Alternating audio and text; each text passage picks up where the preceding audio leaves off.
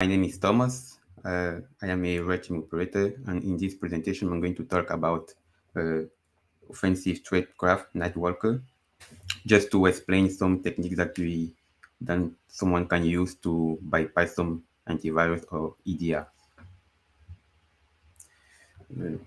Okay, okay. So just a quick overview. In this talk, you will learn about Windows API and how they interact with the operating system, EDR and antivirus detection, and some techniques to bypass the EDR detection. So first of all, let's start by a small introduction. What is the difference between an antivirus and a EDR? Antivirus solution usually detects malware based on some signature like file hashes, heuristic like sandboxing, and real-time detection with a memory scan.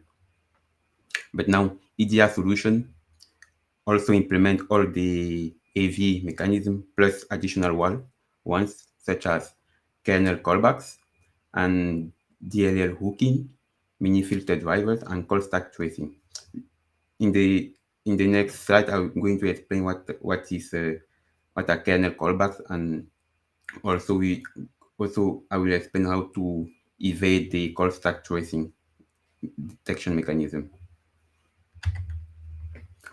Here we have a quick, we have two screenshots, and in the image from the top, this is a computer with normal Windows Defender that you have on your computer. This is the Defender engine, the malware protection engine from Defender, and this is the network intrusion service.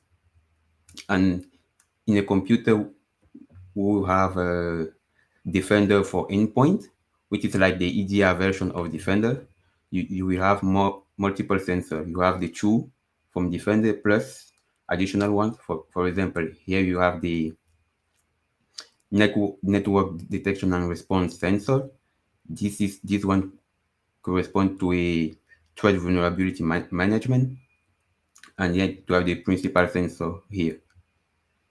So this just to give you the difference between like antivirus and EDR, because EDR usually gathers the source from multiple sensors on the host, and then he use all these sensors to build a detection. So that's why sometimes even though your malware doesn't get blocked by the EDR, but it might trigger some alerts on the EDR console. Now let's talk about Windows API, the user mode versus kernel mode. The user mode is everything that comes before a process going into kernel. For example, here you have, for example, an API call which is called open process. This Windows API is used if, for example, you want to do process injection and then you need to access the memory space of another process. You need to call this Windows function called open process in order to obtain a handle of another process. And this Windows API resides in this DLL called kernel32.dll.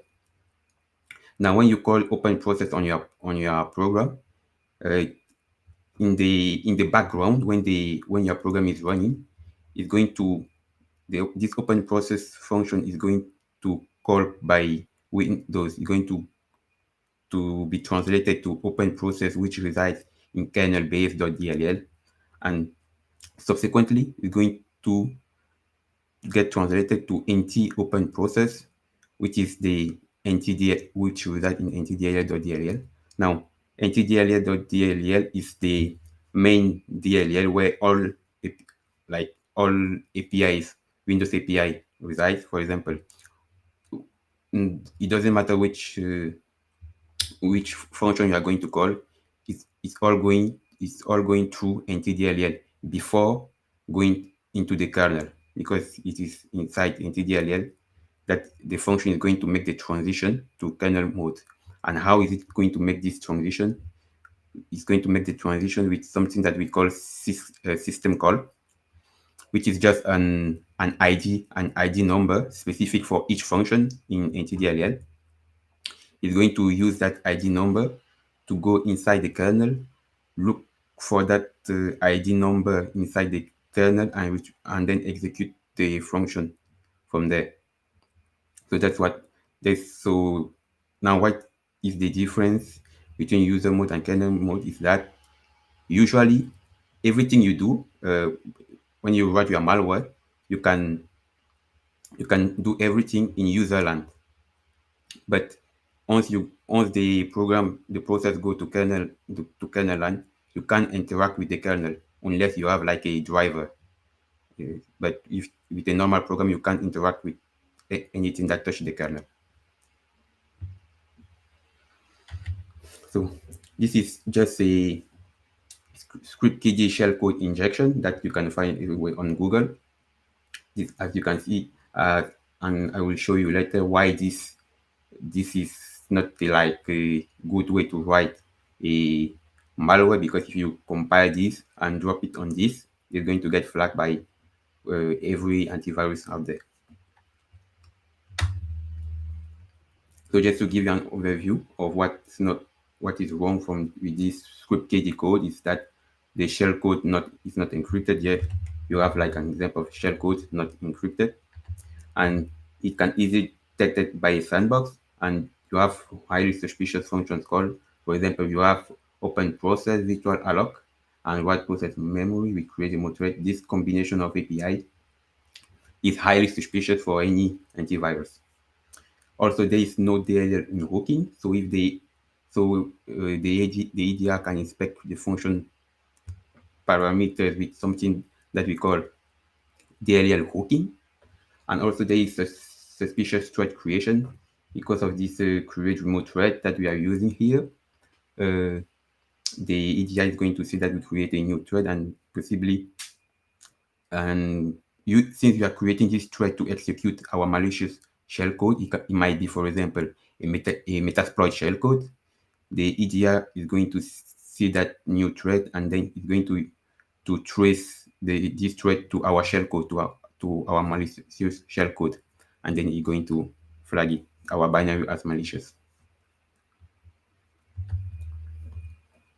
What you can do to improve that previous script KD code, for example, is that you can use something like a shellcode encryption. For example, you can use SHA encryption or SE4 or AES encryption.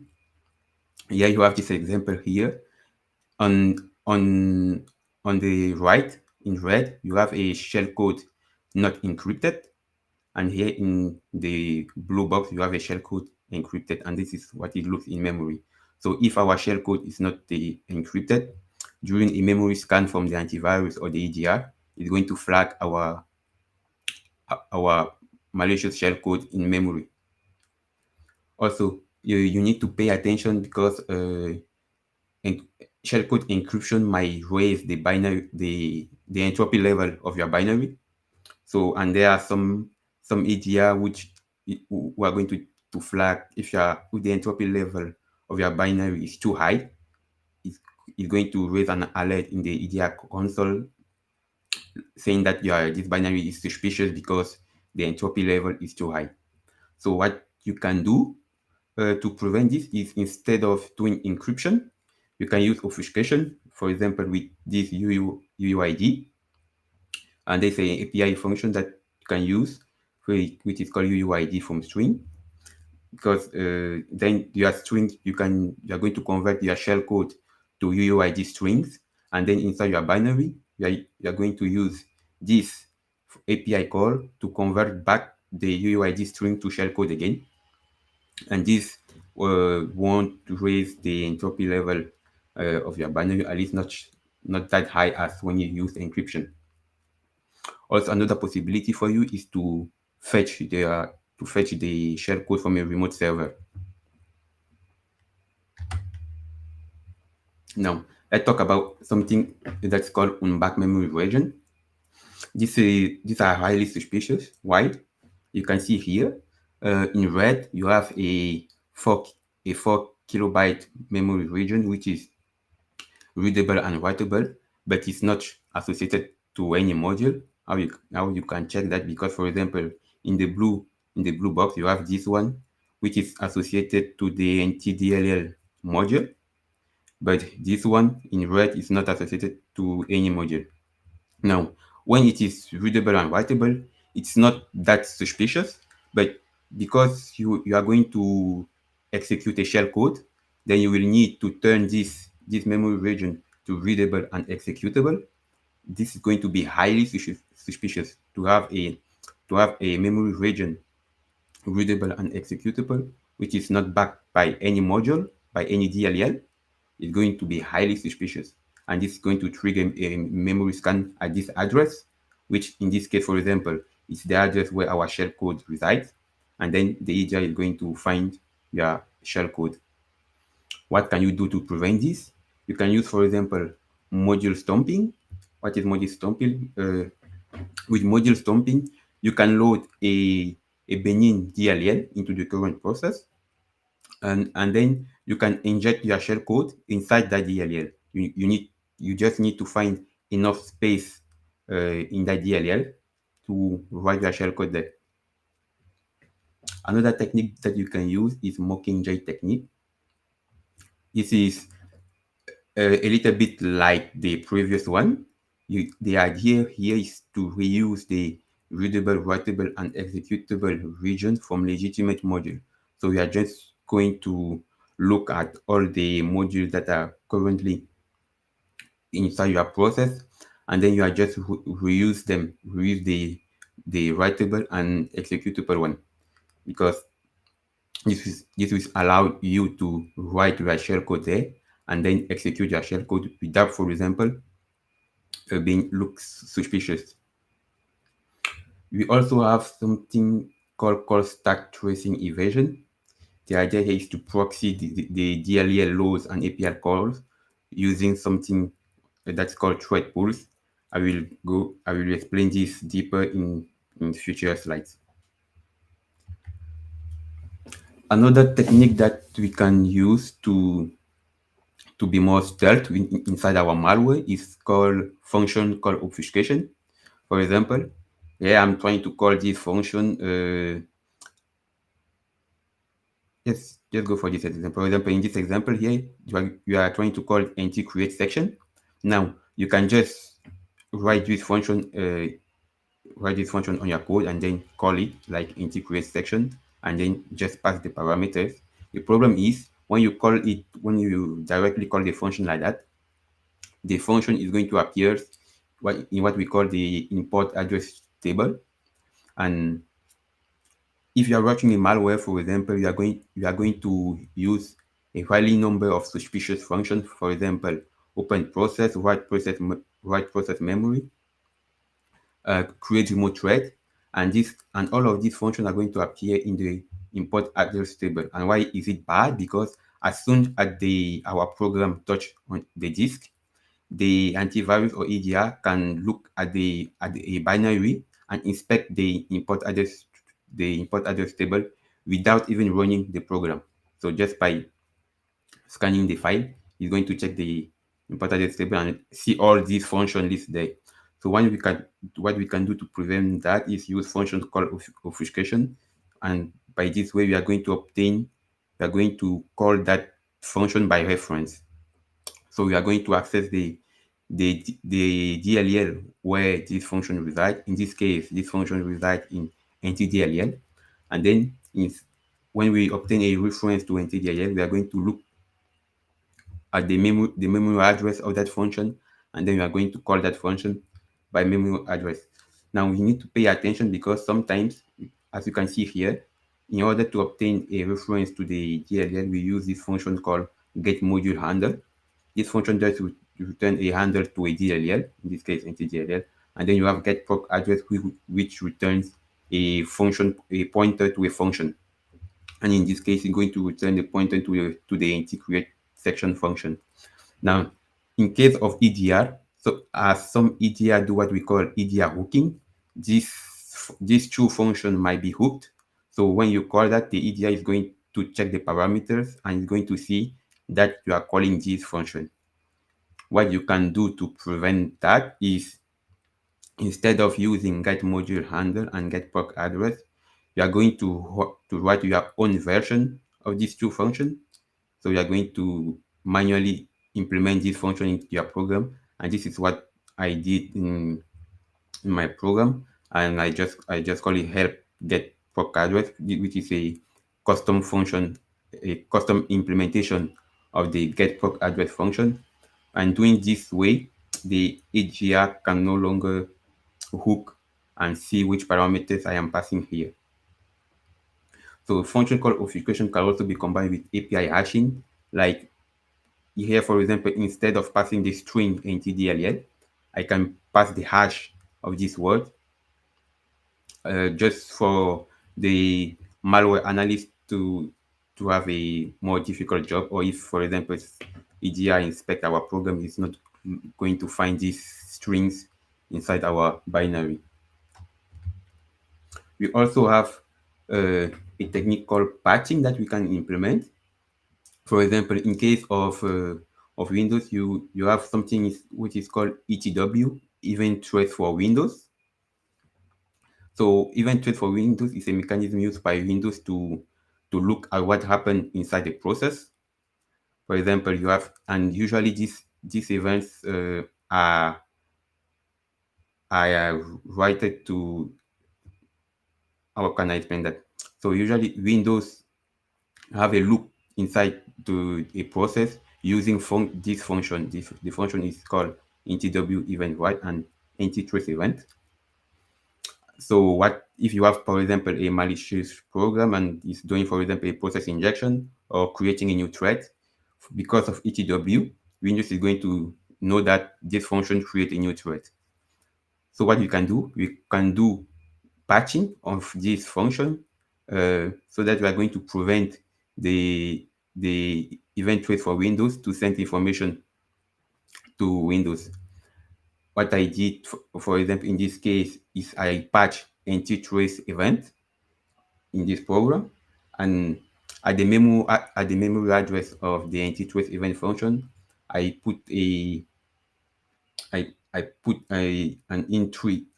an instruction called C3, just to prevent the program to be the function nttrace event to be executed.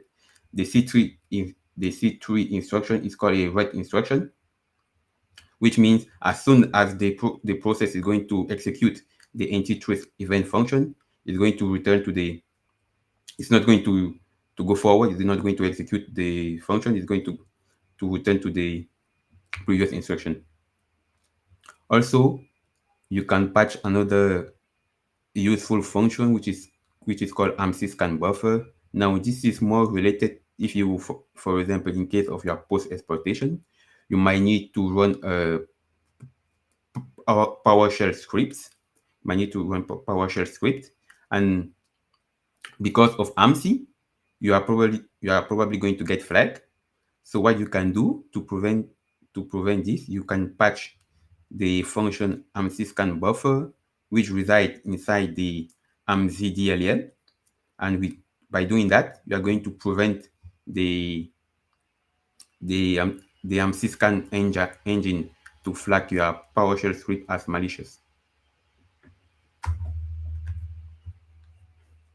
Also, you need to pay attention of something, because patching can leave IOCs on your program. It can be detected by EGI. In this case, during my testing, it was detected by Sentinel-1. I think what was detected, it was the ETW patching was detected.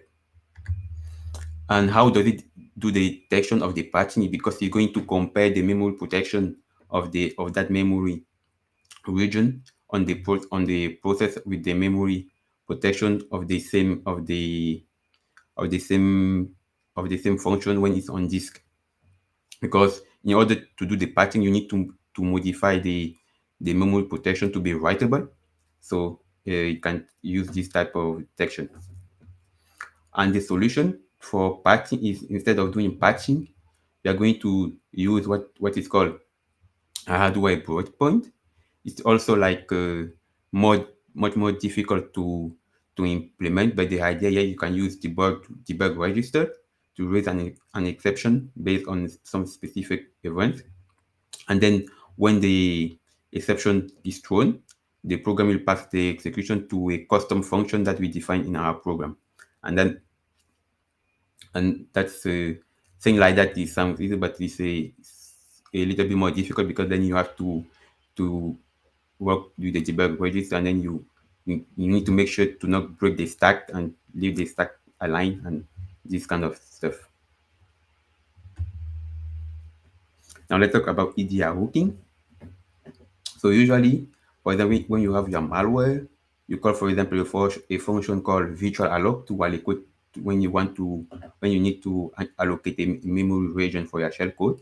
You are going to call virtual alloc, which resides in kernel32.dll, which, and when your program is running, it's going to pass the execution to virtual alloc inside this other DLL, and then finally it's going to NT-allocate virtual memory, which results inside NT-DLL.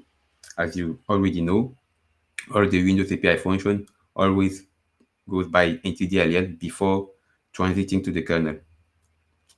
So in case of EDR hooking, so the EDR is going to hook the NT-DLL function with some EDR hooking DLL, as you can see here. And each time a function get here, the EDR is going to, if that function, because the EDR doesn't hook all NTDL function, the EDR only hooks some specific function that they know are used by malicious operators. So if that function is hooked by an EDR, when the function lands inside entire local virtual memory, the flow is going to be redirected to the EDR hooking DLL, and the EDR DLL is going to check the parameters that we pass inside the entire locate virtual memory function. And if these functions are not malicious, it's going to allow our program to continue running. But if the parameters that we pass are malicious, it's going to block our program. And just for example, here we have these two image here, the image of the top, you have NT-create section, and this one is hook. Why? Because you have this jump instruction here. For example, you can see it's moving this address inside the R10 register, and then she's making a jump to the R10 register. So it's making a jump to the EDR hooking DLL. And if, for example, the same function was not hooked, what you were actually going to see is the RCX inside the R10 register, and then you have a move instruction here with this syscall ID number, and then you have a syscall instruction. The syscall instruction, which is like this one, you are going to do the transition to the kernel with a syscall ID number. In this case, the syscall ID number is this 4A. It's passing the syscall ID number inside the EAX register.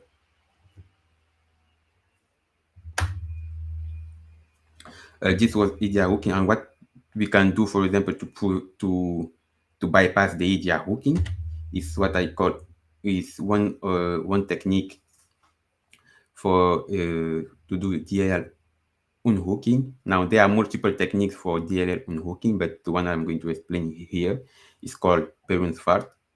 So basically, the idea here is that you have your malware.exe, and your malware is the NTDLL function is hooked by the EDR, and you need to know that as soon as your program gets executed, the first DLL, which is always load inside a program in Windows, is NTDLL. And nowadays, if the EDR is doing some hooking, it's going to be already hooked as soon as the NTDLL is loaded inside your program. Now, there's one exception, which is what I'm going to explain here, and we are going to exploit that to do DLL unhooking. So we have our malware.exe, which is hooked by the EDR, and what we are going to do is create a process. We're going to create a new process in suspended state. Now, why are we going to create a process in suspended state? Because when you create a program in suspended state, the program already have NTDLL, but it's not hooked yet by the EDR. So we have a clean version of NTDLL. Then what we do is we find the NTDLL base address inside our program, and then we use that address to read the NTDLL base address in the suspended process. Now we find the NTDLL base address in our program, and we use that in the suspended process because since this process is a child process of our malware, the NTDL base address are going to be the same. So we can just find it in our current program and then use that address inside the suspended program and read the NTDLL module, and we copy the NTDLL module, the clean NTDLL module inside our malware. We find the .text section, which is where resides the executable code, which is where you will have of the NTDLL function. And then we copy the .text section of the clean NTDLL to the NTDLL of our malware, which were previously hooked, and then we just replace the .text section, and then now you have a clean NTDLL.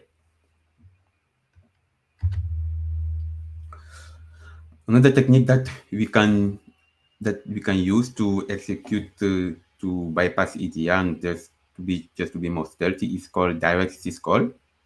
There are multiple implementation of direct syscall, but I will explain this one, the Halos Gate, which I think was the second version of direct syscall, and this one actually is useful when the ADR hooks into DLL. If you don't want to do DLL unhooking, you can use direct syscall to call the function. For example, what in case of direct syscall, you will have an assembly file where you will write the function that you want to call in assembly. For example, here you have this function integer virtual memory that we want to call, and we just put the assembly instruction. As you can see, this for example, these are like the same that you find here. For example, if you look at this function, you have this SAX pushed into the R10 register, and then the number 27, which is the syscall ID number, to the EX register. And this is just the way like the function in NTDLL works. So we are going to write an assembly file and with assembly instruction of the function that we want to call. So with direct syscall, what we are going to do is to check, for example, if the first instruction is a jump instruction. For example, in this case here, this function is hooked. How do we know that? Because you have this jump here. It's going to jump to the DLL, to the EDR hooking function. This one is hooked, and if we found that, for example, this function is hooked, we go up and down. Why are we going up and down? Because we need to find which function is not hooked. Not every function, as I already said, not every function inside NTDLL is hooked. So we go up or down until we found a not hooked function. For example, here, if we go up, we will find this function, and then you will check that the ID number is 27, and then you can deduce from this that this function, even though it is hooked, the ID number is going to be 28. As you can see, this ID number are sequential, so you have 27, you have 29 here, so this one was 28, and we do that just because we want to retrieve the syscall ID number that we are going to use when we inside our assembly file. As you can see here, usually inside what we pass to the EAX register, like here, for example, is the ID number. So this is the syscall number. It's a variable because we need to retrieve this at runtime. So we leave this as a parameter. Then at runtime, we are going to use direct syscall, going up and down to find the correct syscall ID number, and then we are going to use that to do a syscall instruction. And you can, as I already said, these syscall instructions are just like the same that you can see here, and the only difference is the ID number. Okay.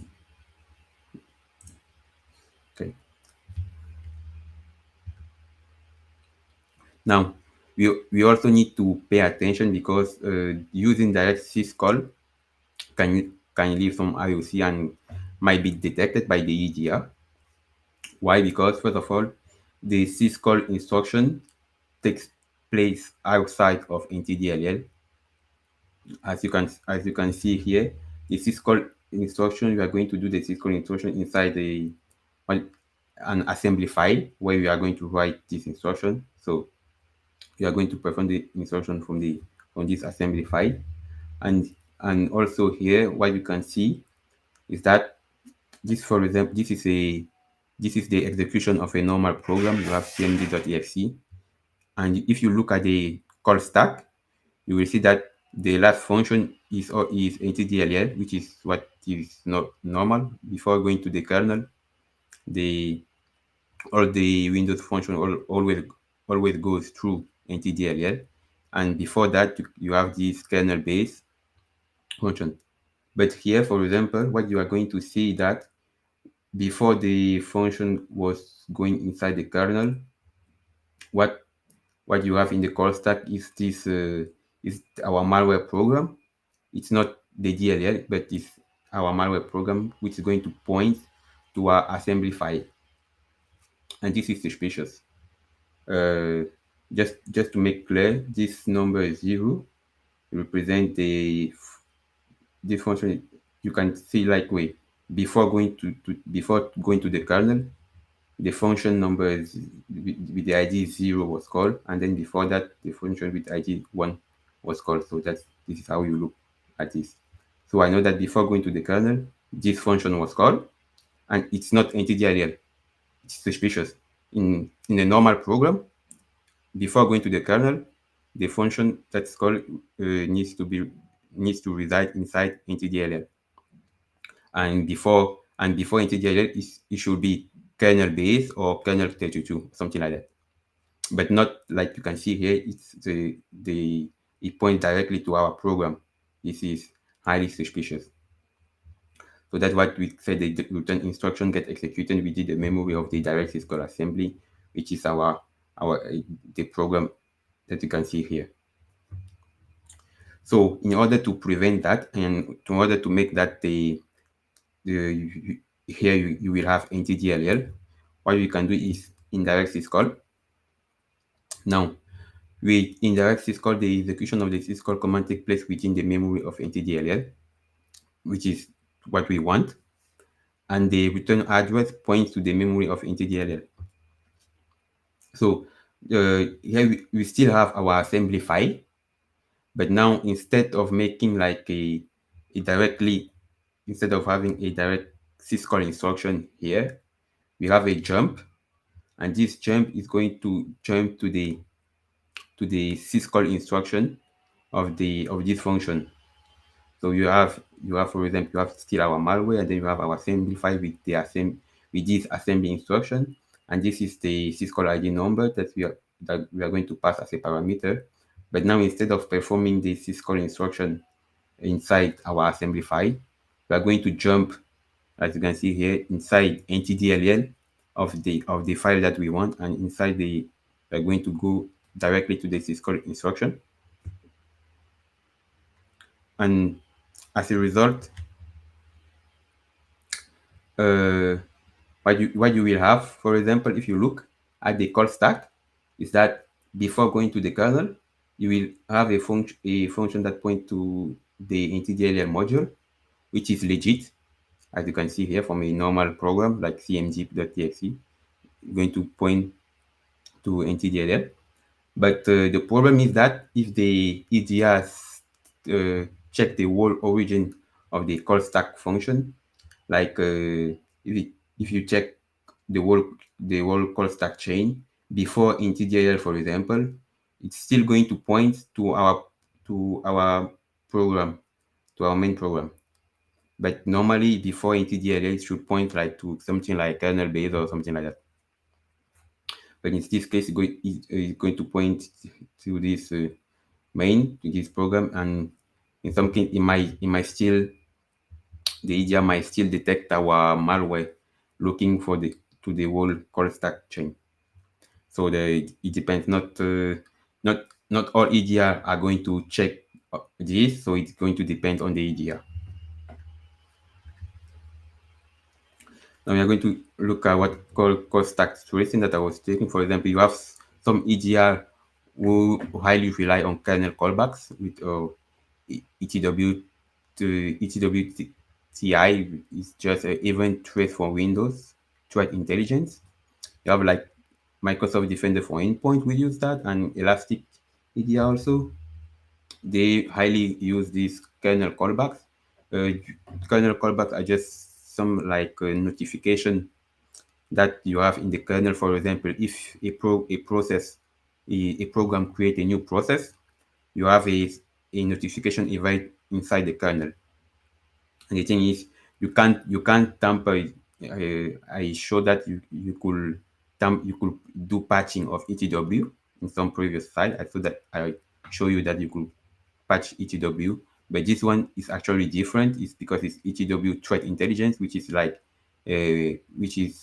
which is like a better way of Windows to check what happens inside the process, because it use kernel driver and then kernel notification when, for example, you create a new process, and you can't really tamper with that because it all resides in kernel land. And the only way you could tamper with that is if, for example, you have your own driver, which is usually not the case. So you can't really tamper with this. So here you are going to see, for example, I injected a metapreter shellcode inside Notepad process, and if you look at the thread of Notepad, you are going to see, for example, this thread here, which is not like associated to any module. And if you open this, you're going to see that, for example, you have this address here, and if you go to check that address, you're going to find like readable, writable, and readable executable memory region, as I already told you, are highly suspicious. And because they are not backed here by any module. And if you look, for example, in this memory region, you are going to see this is just some string that you can use if you execute a metaprotocol shellcode. You are going to find this string, like, and EDR can easily like do this logic and check, and then find your metaprotocol shellcode and then just kill your process. So what we can do to prevent this kernel callback and stack tracing, uh, you can I think, yeah, what you can do to prevent this stack tracing stuff, you can use what are called Windows callbacks. Windows callbacks are just functions that execute another functions, and in this case, for example, we are going to use thread pools function. They are, you can see that because you have, for example, this TP alloc work or TP post work. These are thread pool.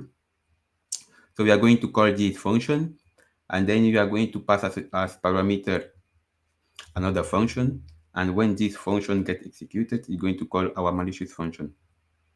How you can how can you see that? Because, for example, here I am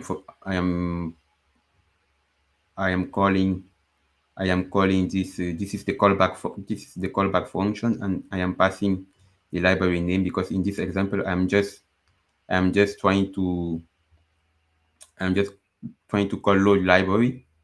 I'm trying to call load library using the thread pool function. So load library is just a Windows API function that you use if you want to load a DLL inside your process. And in this case, the load library function only take one parameter, which is the name of the DLL that you want to load. In this case, it's this wininet.dll.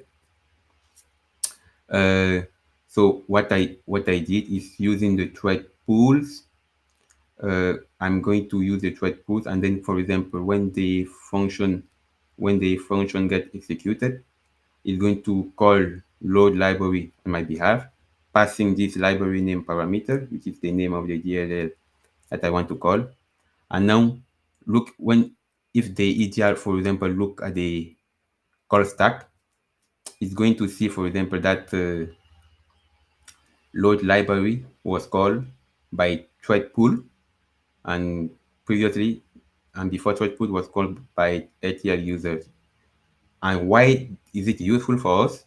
Because if you don't do it this way, when you are going, for example, to execute your shell code might need additional dependencies, additional DLL. If you execute, for example, a interpreter shell code, it's going to load more additional DLLs, and the EDR are going, and the way the shellcode is going to load the DLLs is using load library, and the EDR is going to check which memory region call, for example, load library, and it's going to point to your interpreter shellcode, and then you will get flagged.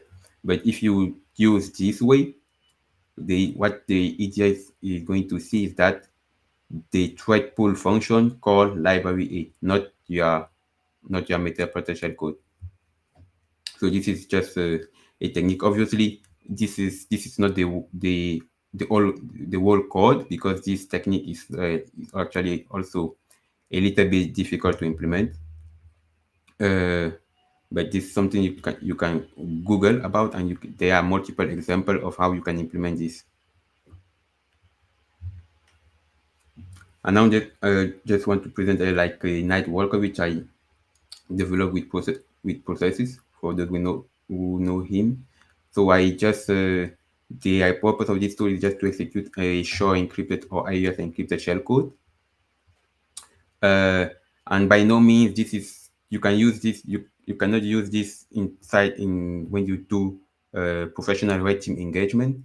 This was just like a project that we just wanted to learn, and if you what you can do if you want to use this in professional red team engagement is, maybe instead of using like I have it as an executable, you convert it to a DLL, and then you use a technique called DLL hijacking by proxying, and maybe then you could use it in real engagement. But as the program is it bypass some antivirus and some EDR, but there might still some alert, and it's not fully functional for a professional engagement. But it's a nice start if you want to look how to implement this technique in your own malware. So what the technique I have implemented are just the function called obfuscation, patching, integral, unhooking. This is early bird process injection, which is another type of injection, and then you have also heap encryption, and then you have parent process spoofing, and here you have the GitHub link if you want to check the source code. And this was the result. This were the result when what of the testing that I did. I used two techniques: create remote thread plus EI import adjustable hooking, and these are all the antivirus and EDR that I tested this against. And in green it means it get bypassed, and in red it means it failed. In some case, for example, you had, even though it get bypassed, you will have some alert in the EDR console. As I mentioned before, even though your program doesn't get blocked, but it might still raise or trigger some alerts in the EDR console. This one is just uh, a video of the defender for endpoint bypass. I'll just speed this up. As you can see here, for example, it's going to execute the program, As you can see, the program is doing some like MC patching. Here I'm doing DLL unhooking, and then here I'm doing some process injection, and then you're going to have a, a callback inside callback strike with a callback strike, because we are doing the injection with a callback strike beacon. So here you can see that there are no defender for endpoint get bypass. I think yeah, and then he's doing some navigation just to show that it doesn't get. And in this case, for example, there are no alert. I think yes, there are no alerts. The defender didn't do anything. Also, this is Kaspersky. Uh, Also, he didn't get blocked.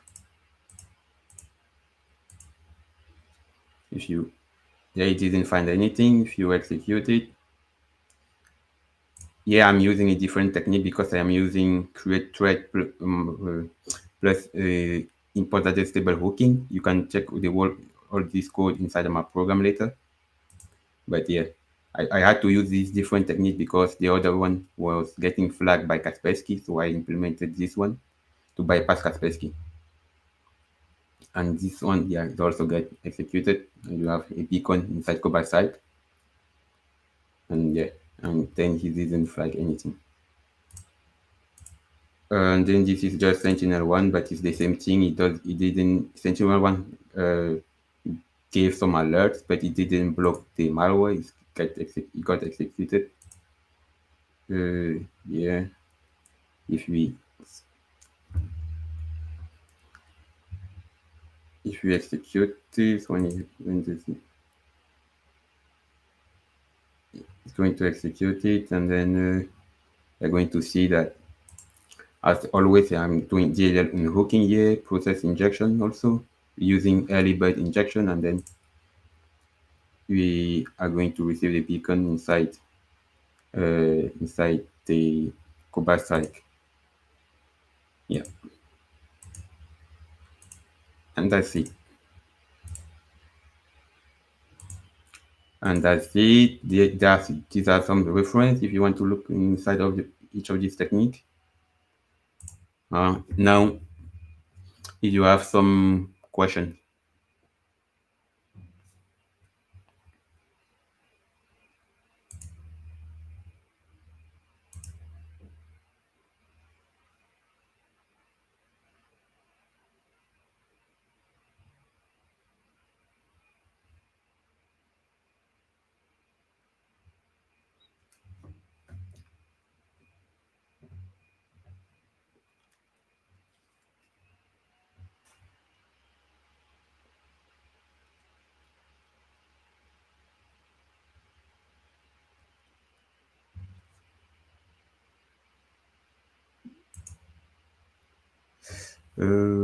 Don't know if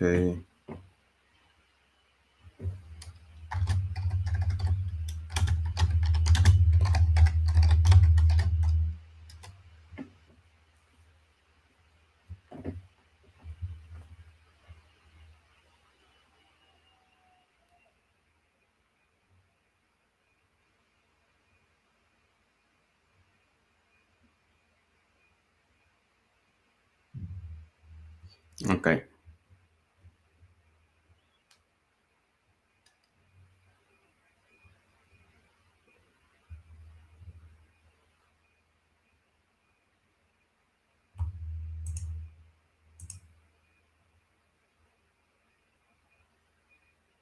Okay, what skills you need? Just you need a good understanding of C or C++ first.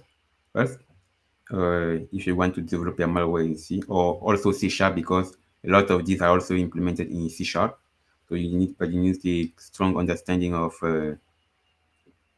C, C++, or C sharp, and then you also need to have a good understanding of the Windows of how Windows work, the Windows API, how you can call the function, and like also what type of detection the antivirus use.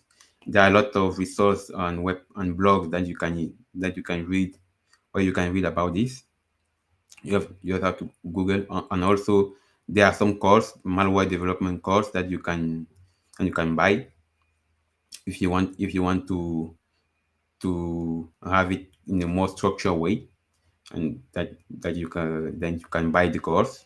Also, just go and for example, what I did was I first try to bypass, for example, Windows Defender on my computer, and then when you are able to bypass, for example, Windows Defender on your computer, then you can move to more difficult antivirus like Kaspersky, and then to EDR, something like that.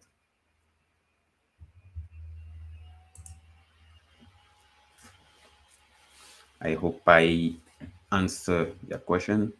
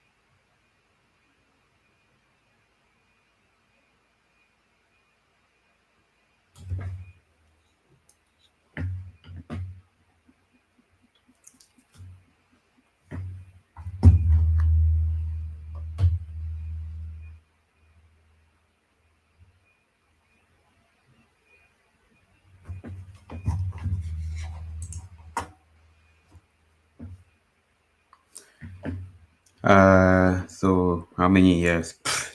It all going to depend on how fast are you to learn. So I think I started 2 years ago. Yeah, 2 years ago.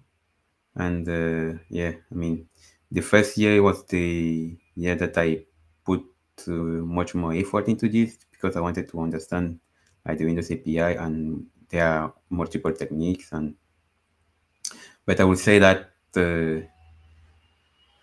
I can't really tell you how many here, but if you get focused and try a lot of things, for example, during a whole year, like you spend like a year just trying stuff and then looking, and then maybe following some course, trying to implement some techniques to bypass just Windows Defender, for example. And after 1 year, you will have like a much more deeper understanding of how this thing works. And the thing is, when you have the basic understanding of this technique, and you can easily follow up the more complicated techniques. So uh, but I would say like maybe 2 years, like you go and study really deep. In 2 years, you will be like able to implement your own program, and even your own program to bypass like EDRs, and implement more complex techniques also. So I would say if you really focus on it, 2 years, but also it's going to depend on how fast you learn stuff. So yeah,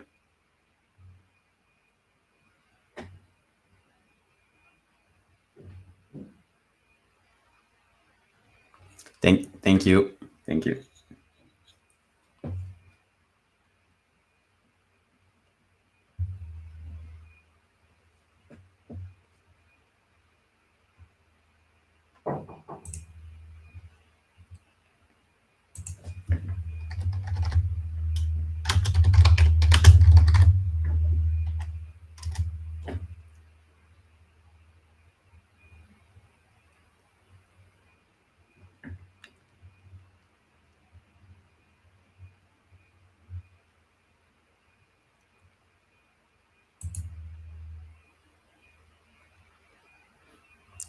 thank you to everyone who. Bye bye.